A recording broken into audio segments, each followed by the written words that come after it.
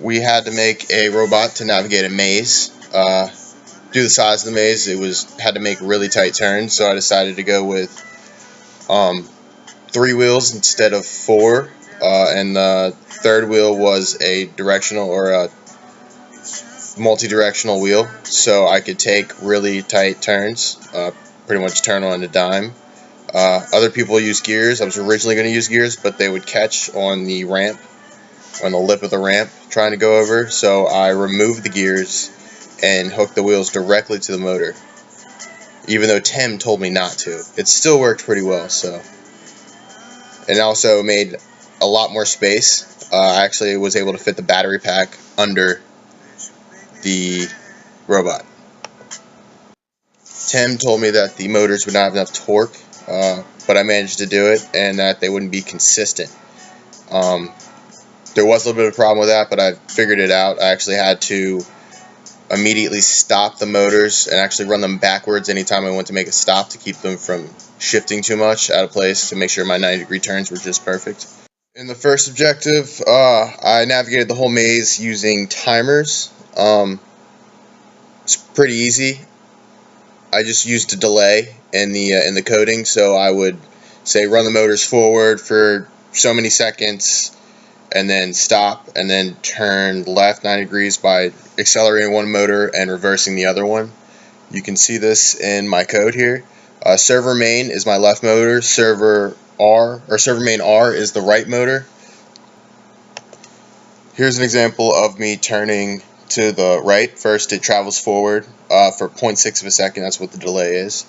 And then I have it turn to the left by accelerating the right motor and reversing the left motor.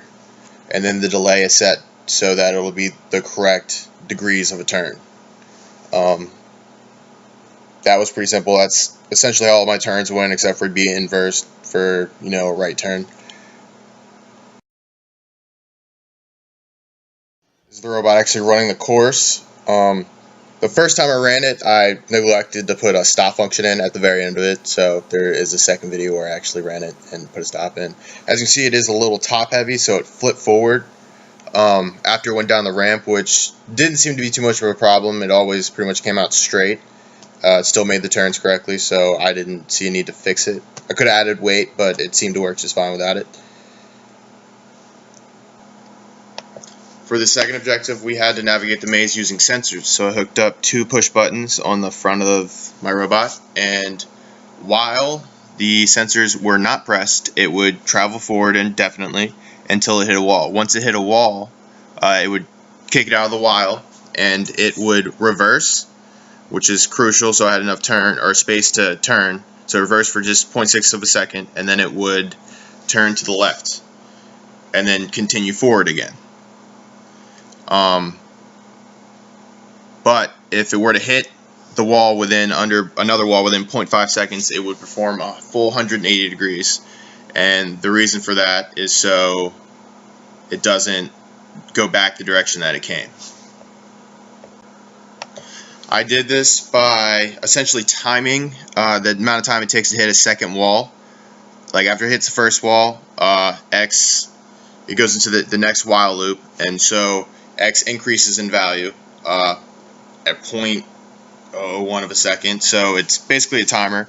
If it hits a wall within half a second, then it would make a full 180 degree turn. So I did that with the while, as you can see. So the beginning of the loop, X is reset to 0, but if it does hit something after or within half a second, that's the second or the if statement, then it will perform a full 180 degree turn. One thing I should mention is I did the while, so both buttons had to be pressed. The benefit of that was I would always make sure I was squared up on the wall, so it would keep moving forward until it was perfectly flush and square with the wall before making the 90 degree turn. So even if I was a little bit off hitting the wall, it should correct itself. You can kind of see that in the video.